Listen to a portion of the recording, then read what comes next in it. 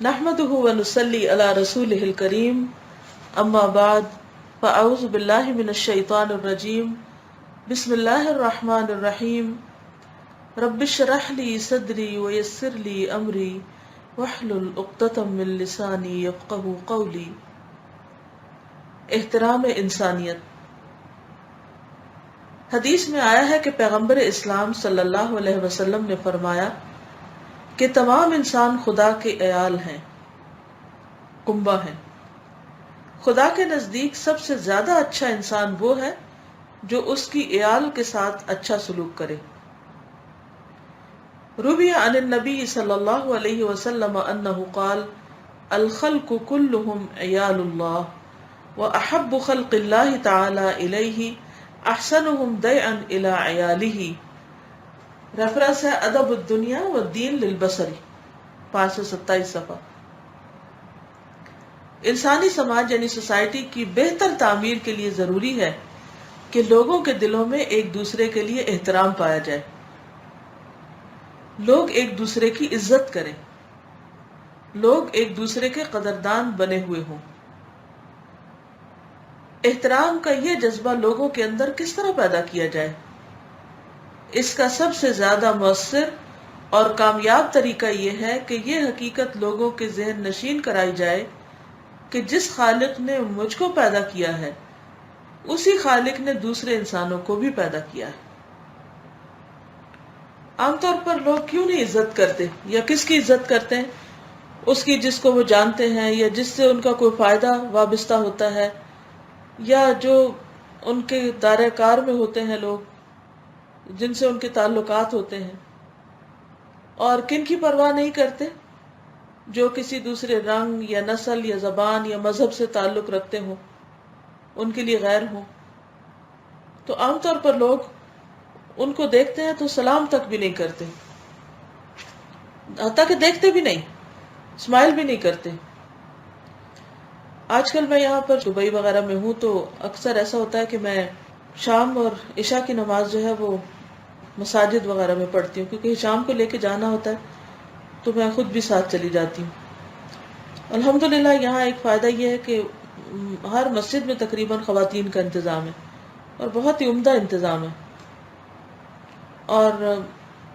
Hardly کبھی ایسا ہوا ہے کہ میں وہاں پر نماز پڑھنے والی اکیلی ہوں، کوئی نہ کوئی خواتین وہاں پر ہوتی ہیں۔ اور یہاں چونکہ دبئی میں مختلف رنگ نسل قوم کے لوگ ہیں، لیکن ظاہر ہے کہ جو مسجد میں آیا وہ اتنا تو پتہ ہے کہ وہ مسلمان ہے اور دیندار مسلمان ہے کیونکہ نماز پڑھتا ہے۔ لیکن افسوس اس بات پر ہوتا ہے کہ مسجد میں آتے ہوئے لوگ یا جاتے ہوئے یعنی خواتین خاص طور پر ایک دوسرے کی طرف دیکھتی بھی نہیں، یعنی اگر آپ سلام کرو تو شاید ان کو سنائی بھی نہیں دیتا، دیکھنا چاہتے بھی نہیں، بات بھی نہیں کرنا چاہتے ایک دوسرے سے، یعنی کوئی کسی سے بات نہیں کر رہا ہوتا اور کوئی کسی کو دیکھ نہیں رہا ہوتا، کوئی کسی سے غرض واسطہ تعلق نہیں رکھتا۔ اس سے مجھے اس قدر افسوس ہوتا ہے کہ وہ حدیث جو ہے کہ تم اس وقت تک جنت میں نہیں جا سکتے جب تک کہ تم ایک دوسرے سے محبت نہ کرو، اور اس میں جو وجہ جو طریقہ بتایا کہ وہ کیا ہے کہ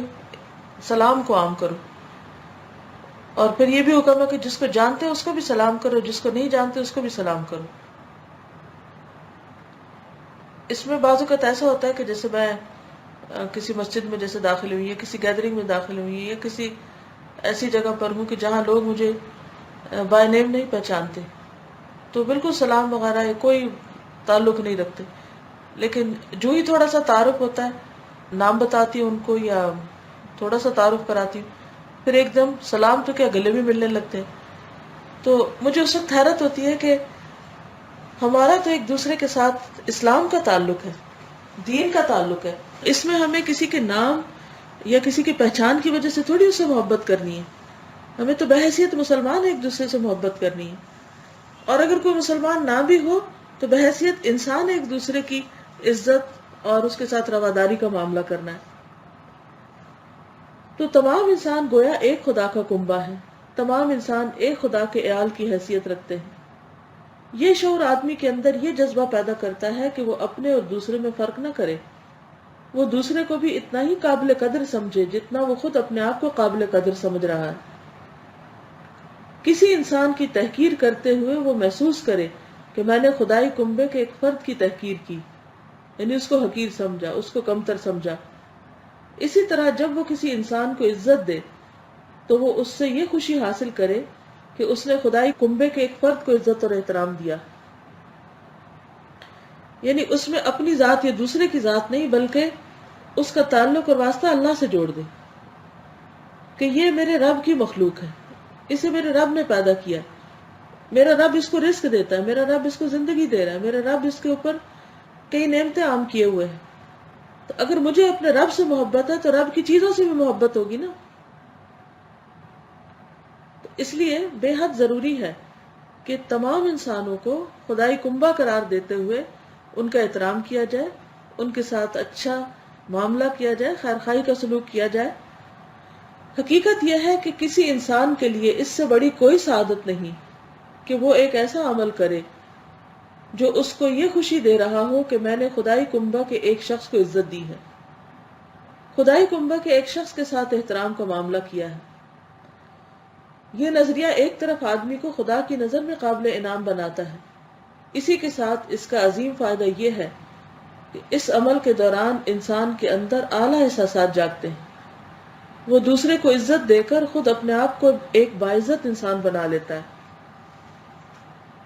اور یہ ایک بہت بڑی حقیقت ہے اور بالکل سچ بات ہے کہ عزت اسی کو ملتی ہے جو دوسروں کو عزت دیتا ہے۔ اگر آپ تواضع کے ساتھ پیش آئیں گے، جھک کے ملیں گے، دوسرے کی کیئر کریں گے، خیال کریں گے، اس کے لیے وہی پسند کریں گے جو اپنے لیے کر رہے ہیں، تو آپ دیکھیں کہ معاشرے کا رنگ ہی بدل جائے۔ باہمی تعلقات خواہ وہ گھروں کے اندر ہوں، خواہ وہ اداروں کے اندر ہوں، ایک دوسرے کی قدردانی اور ایک دوسرے کی عزت جو ہے وہ انسان کو بہترین ماحول فراہم کرتی، یعنی اس سے پورا ایک ایٹماسفیئر جو ہے جب وہ چینج ہوتا ہے تو انسان کو خوشی ہوتی ہے اور انسان سکون کے ساتھ باقی کام بھی کر سکتا ہے۔ تو اگر آپ چاہتے ہیں کہ آپ پروڈکٹیو ہوں، اچھے اچھے کام کریں، تو اس کے لیے ضروری ہے کہ اچھا ماحول اپنے آس پاس پیدا کریں، اور اچھا ماحول اسی وقت پیدا ہوگا جب آپ ایک دوسرے کی عزت کریں گے، چاہے وہ بچے ہوں، بڑے ہوں، بوڑھے ہوں، جوان ہوں، چھوٹے ہوں، سب کی عزت۔ تو اللہ تعالیٰ سے دعا ہے کہ وہ ہمیں اس کی توفیق عطا فرمائے۔ وآخر دعوانا ان الحمد للہ رب العالمین۔ سبحانک اللہم وبحمدک، نشہد ان لا الہ الا انت، نستغفرک ونتوب الیک۔